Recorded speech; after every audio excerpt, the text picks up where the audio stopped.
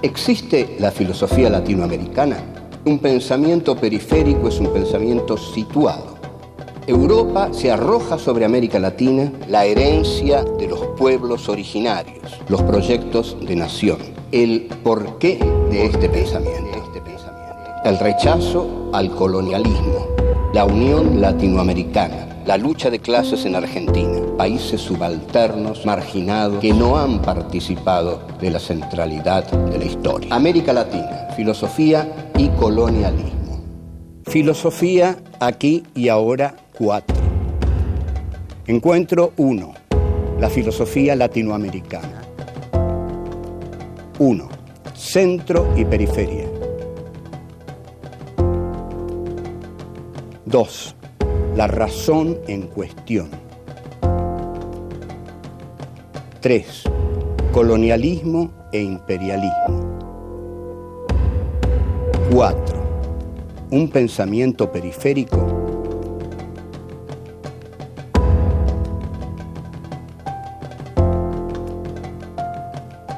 Hola, esta es la cuarta entrega, el cuarto ciclo de filosofía aquí y ahora.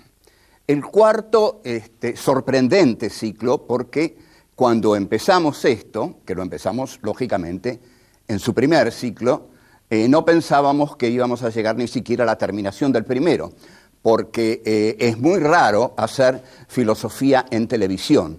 Esa fue la apuesta difícil que hicimos. Y estamos ya en nuestro cuarto ciclo, o sea que estamos sorprendidos pero contentos. Este cuarto ciclo se diferencia de los anteriores porque aquí nos vamos a ocupar de un tema específico que nos concierne profundamente. Nos vamos a ocupar de América Latina, o sea, del continente en el cual todos nosotros vivimos, malvivimos, sufrimos o gozamos. O sea, el título de esta cuarta entrega es América Latina, filosofía y colonialismo. Para analizar la cuestión de la filosofía y el colonialismo, tenemos que ver un poco cómo fue posible el colonialismo, cómo surge el colonialismo. En verdad, para empezar y decirlo claro, vamos a hablar de la modernidad capitalista. La modernidad capitalista tiene un surgimiento fáctico, es decir, un surgimiento en los hechos. El surgimiento que tiene en los hechos parte del llamado descubrimiento de América, 1492, que si bien a los que defienden los derechos de los pueblos aborígenes de América Latina a tener su propia historia y no a ser descubiertos por los europeos, sino que ya existían antes y no necesitaban ser descubiertos por nadie, pero sin embargo el concepto de descubrimiento desde un punto de vista es exacto, porque América Latina es descubierta por la gula del capitalismo. El capitalismo es un sistema que desde su surgimiento ha intentado siempre globalizarse. Digamos, el concepto de globalización es de los últimos tiempos, digamos, 2 décadas tiene más o menos, pero ya si nosotros pensamos a dónde iba Colón, bueno, Colón iba a globalizar el mundo, a establecer un sistema mundo. Entonces el capitalismo finalmente establece un sistema mundo en tanto sistema de circulación de mercancías y sistema de búsqueda de materias primas para fabricar esas mercancías. Lo que se establece aquí es un juego entre los poderosos, que son los que conquistan y los que extraen la riqueza, y los que entregan la riqueza, los que son saqueados. Entonces, nosotros hemos llamado desde hace mucho tiempo a los poderosos el centro, los que habitan la centralidad, y a los continentes que han sido saqueados por la voracidad del capitalismo europeo, la periferia, la marginalidad o la subalternidad. En realidad hay un pensador cubano, Fernández Retamar, muy conocido, que habla de los países del centro del mundo como países subdesarrollantes. O sea que habría países subdesarrollados y países subdesarrollantes, porque los países subdesarrollantes son eso, son subdesarrollantes, es que existen los subdesarrollados. No estamos planteando aquí ninguna teoría del monstruo externo y de la inocencia total de los países que han sido saqueados. En los países que han sido saqueados siempre hubo clases aliadas poderosísimas al saqueador externo. Ahora, la búsqueda que tiene que emprender entonces América Latina es la búsqueda de una sustantividad, ¿no? La búsqueda de una identidad, porque a partir de la llegada del colonizador europeo, que es una llegada típica del colonialismo, porque llegan con la espada para matar a quienes se opongan y llegan con la cruz del catolicismo para evangelizar y conquistar las almas de aquellos que también quieran entregárseles en la modalidad de entregar su alma, ser fieles católicos y no morir. Entonces la cruz y la espada están en el comienzo. Volvemos.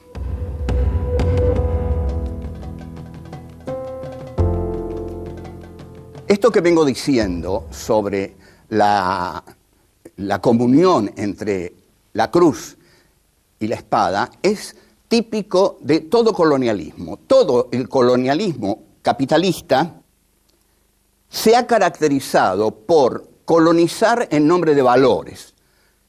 Y ahí, desde el comienzo, se coloniza en nombre de la religión, en nombre nada menos que de Dios. Es decir, entonces, llega la cruz con la espada.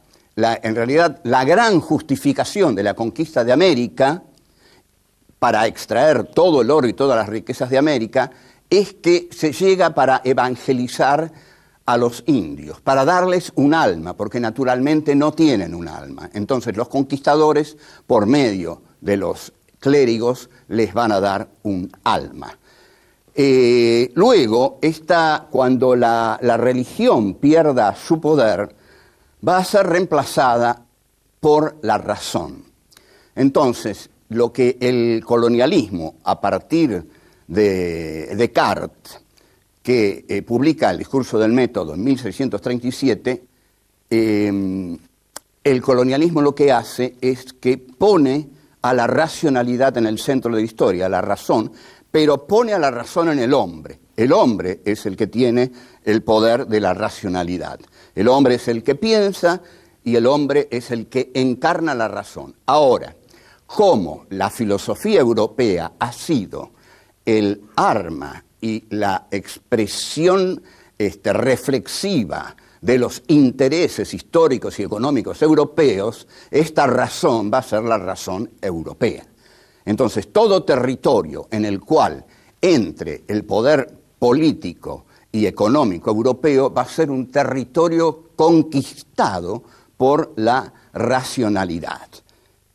Un ejemplo, si Francia en 1830 entra en Argelia, Argelia tiene la dicha de ser conquistada por la racionalidad francesa, que es una parte de la racionalidad de la modernidad occidental capitalista. Ahora bien, hay muchos filósofos que en el siglo XX han cuestionado a esta racionalidad. Y lo podemos hacer nosotros hoy mismo, desde aquí, desde ahora. ¿A dónde nos está llevando la racionalidad occidental?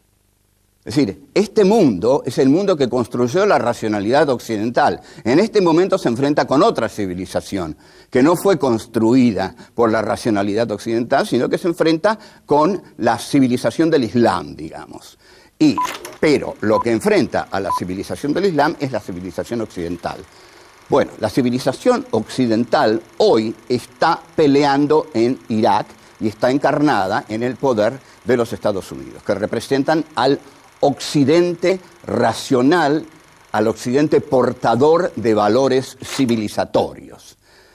Ahora bien, entonces, hay muchos filósofos que están diciendo que esta racionalidad occidental, instrumental, codiciosa, nos está llevando a un apocalipsis ya visible, Entonces, ¿dónde comienza esto? El principal filósofo que ha hecho una crítica a la razón occidental fue Martin Heidegger. Por eso también ese es uno de los motivos de su presencia tan contundente y, en mi opinión, abusiva en las academias norteamericanas y de todo el mundo en este momento, también en la nuestra. Pero el segundo Heidegger, es decir, el Heidegger que sigue al Heidegger de Ser y Tiempo. Hay un Heidegger que escribe Ser y Tiempo en 1927 y luego Heidegger hace una voltereta y comienza con otro trabajo que consiste en la crítica a la modernidad capitalista, pero no al estilo de Marx, digamos, la modernidad capitalista es injusta porque es expoliadora, porque es explotadora, por la lucha de clases, todo eso a Heidegger no le importa. Lo que Heidegger dice es que la modernidad capitalista está devastando la tierra, está arrasando la tierra a través de la técnica. Todo el segundo Heidegger es una crítica a la técnica en tanto devastadora del mundo en que vivimos. Bueno, volvemos ya.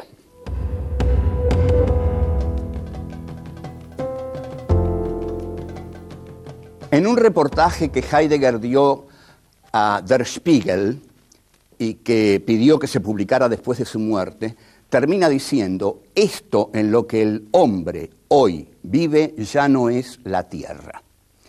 La expresión es muy válida y los ecologistas se han agarrado legítimamente de esa expresión, porque que esto en que hoy vivimos ya no sea la tierra, quiere decir que la tierra está siendo devastada, y si la tierra está siendo devastada, el planeta está siendo devastado, y entonces tenemos que Estados Unidos se retira del protocolo de Kioto y tenemos que se van a deshelar los polos y el calentamiento global y la tala del Amazonas, y el capitalismo es tan voraz que no se detiene ante nada. Entonces por eso está esa leyenda que antes de salvar a la tierra van a salvar a los bancos, porque para salvar a los bancos ahí van corriendo, pero la tierra la están destruyendo. Entonces va a llegar el momento del gran tsunami, ¿no? Cuando venga, y ahí se van a dar cuenta de todas las calamidades que hicieron, si es que ya no están viviendo en otro planeta, ¿no? Porque uno no se explica cómo están destruyendo tanto si no tienen otro a donde rajarse, digamos, cuando se destruya. Ahora, el colonialismo no se detiene, porque ¿qué es lo que ocurre? Un país que necesita tantos elementos energéticos no los puede encontrar en su propio territorio, entonces tiene que ir a buscarlos afuera. Esto siempre fue así. Cuando Inglaterra necesitaba materias primas baratas, se las dio a América Latina y en gran medida a la Argentina, cuando fue llamada el granero del mundo, porque le daba a Inglaterra las vacas, las mieses y el ganado, digamos. Pero en este momento, lo que está haciendo Estados Unidos para asegurarse aquellos productos energéticos por los cuales sus industrias pueden funcionar, el país puede funcionar, fundamentalmente el elemento del petróleo, ha consistido no ya en lo que hacía el imperialismo. Lo que hacía el imperialismo era conquistar con la economía. Hay una concepción que a partir del siglo XIX, los ingleses dicen, no hay que entrar más en los países, lo que tenemos que hacer es dominarlos con la economía. Y efectivamente, dominan a los países a través de la economía, ¿no? Con los préstamos, la deuda externa, el endeudamiento de los países laterales, subalternos, periféricos. Y Estados Unidos está variando esta modalidad, está uniendo el imperialismo con el colonialismo, porque si algo caracterizaba al imperialismo era no quedarse en los países que sometía, porque los sometía con la economía, como dije. Pero esta guerra contra el terror que lleva a Estados Unidos lo ha llevado a instalarse en los territorios que quiere no solo combatir, sino de los cuales quiere extraer toda la riqueza esencial para mantener sus industrias funcionando, y también la guerra se hace para que la industria armamentística, que es una industria fundamental en los Estados Unidos, pueda continuar funcionando, porque esa es la máquina que tiene que funcionar. Entonces, van, invaden Irak, lo matan a Saddam, se instalan en Irak y ahí se quedan. Ahora, quedarse en el país que se ha conquistado es gravísimo, porque siempre surge una resistencia nacional que va desgastando al ejército colonizador. Pero habíamos dicho que la razón occidental no se detiene ante nada, que el occidente racional, ¿no? Que el occidente capitalista, la modernidad capitalista, no se va a detener y sigue instrumentando los mismos valores que se instrumentaron durante la conquista de América, porque Estados Unidos lo que está diciendo es que cuando llegan sus soldados a Irak, llega a Irak la libertad, la democracia, el republicanismo. Es decir, que ellos le están haciendo un enorme favor a los iraquíes, porque les están llevando la posibilidad de un orden democrático que van a instalar en ese país sometido por dictaduras desde tiempos difíciles de recordar. O sea que el imperialismo norteamericano, el colonialismo norteamericano que va a Irak y se queda ahí, sigue instrumentando valores, es decir, somos la democracia, somos la libertad, venimos a librarlos de los dictadores, por eso hemos desplazado a Saddam, y ustedes tienen la suerte de que nosotros estemos aquí, porque nosotros somos el progreso, somos la modernidad, y ustedes son el atraso. Ustedes se han quedado en el siglo XIII y necesitan que nosotros vengamos para modernizarlos.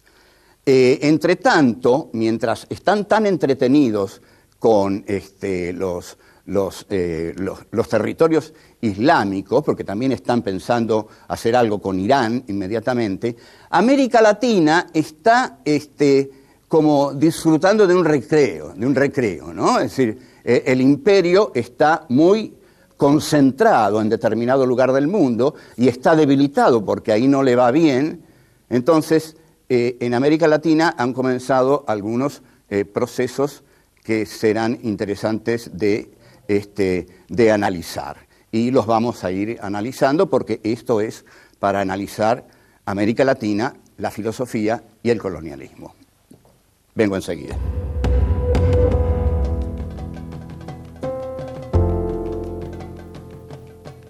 Esta concentración que tiene el imperio bélico comunicacional norteamericano, en algún momento voy a aclarar por qué le digo bélico comunicacional, porque es un imperio que se basa en gran parte en lo mediático, en la comunicación como una gran herramienta de colonización mental en los países donde quiere penetrar. Bueno, está ahora en Irak, está en territorio islámico porque están ahí con el tremendo aval de vengar el 11 de septiembre, lo de las Torres Gemelas, el 9/11, como dicen ellos, y también de impedir uno nuevo. Entre tanto, en América Latina han surgido preocupaciones también para el imperio, porque han surgido gobiernos populistas que es algo que digamos, los liberales amantes del mercado detestan, porque el populismo implica, ante todo, el intervencionismo de Estado en el mercado, y el mercado, para el neoliberalismo, debe ser libre, ¿no? La mano de la política no puede entrar en el mercado. Esto ya implica que hay una manera distinta de estar pensando en el continente latinoamericano frente a los intereses de las clases poderosas del establishment, que siempre ha tenido relaciones más que aceitadas con el imperio, con Estados Unidos. O sea, el hecho de que se le dé una primacía a la política frente a la economía, en lugar de someter la política a la economía, como se hizo durante el gobierno de Carlos Menem, en el cual la política desapareció para que la economía se hiciera su banquete asiático, digamos, que en esta primera década del siglo XXI, esta primacía que se le da a la política, es un esbozo ya de un pensamiento diferenciado al pensamiento hegemónico de las potencias. Entonces, el pensamiento diferenciado que implican estos procesos de América Latina en este momento nos tiene que llevar a preguntarnos si es posible un pensamiento autónomo, no totalmente, pero al menos autónomo, enfrentado o distinto o diferenciado del pensamiento del imperio. Nosotros creemos que sí, si no, incluso no estaríamos haciendo esto. Creemos, y espero que no lo tomen como una enorme jactancia esto, pero que estar haciendo esto implica que existan pequeños microemprendimientos de ir logrando un pensamiento situado. El pensamiento situado es el pensamiento de lo local, que no es el antónimo de lo global. Entonces, nosotros vamos a decir que la globalización se realiza en América Latina, pero toma la forma de la glocalización. Es decir, América Latina no se aparta de una concepción globalizada de la historia, esa globalización que dan sobre todo los medios de comunicación que se han globalizado, y el mundo es un papelito en el cual estamos en cualquier lugar, en cualquier momento. Esto enfurecía mucho a Heidegger, que decía, el tiempo ya no existe, lo único que existe es la rapidez. Es un concepto muy, muy fascinante. No hay más tiempo, hay rapidez. Ustedes habrán observado que en ambientes como el cine o la televisión, cuando alguien dice, ¿para cuándo querés esto? O en cualquier oficina, el otro contesta, para ayer, como indicando la rapidez de lo que quiere. Pero para ayer es decir, no lo quiero. En realidad está diciendo un disparate. Está diciendo, no lo quiero porque ayer pasó, ayer no es. O sea, lo quiero para una temporalidad que ya murió. Bueno, esto que lo piensen los piolas que dicen para ayer. Ahora, América Latina tiene que expresar que participa de la ontología que es el planeta. Es decir, hay un ser del planeta, este planeta es, pero América Latina tiene que ser de un modo distinto a como el imperio es. O sea, tiene que ser su propio rostro, su propia historia, su propio voluntarismo, su propia capacidad de pensarse y buscarse a sí misma. La tarea de buscarse a uno mismo no es fácil en uno mismo. Pocas personas se buscan a sí mismas. Generalmente las personas viven buscando enajenarse para no reflexionar sobre sí mismas, sobre la vida que llevan, etcétera, etcétera. Sobre todo sobre la vida que llevan. Entonces pensemos lo difícil que es para un continente pensarse a sí mismo.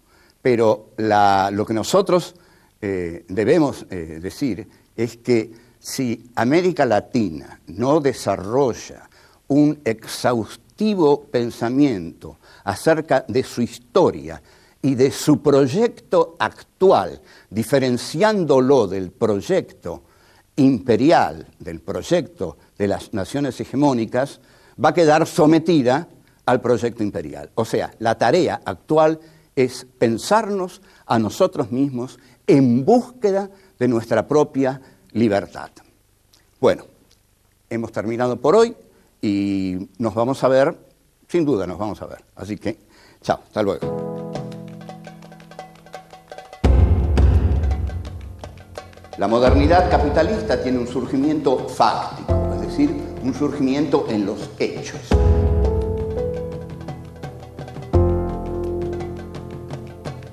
Todo el colonialismo capitalista se ha caracterizado por colonizar en nombre de valores. El populismo implica, ante todo, el intervencionismo de Estado en el mercado, y el mercado, para el neoliberalismo, debe ser libre. La globalización se realiza en América Latina, pero toma la forma de la glocalización.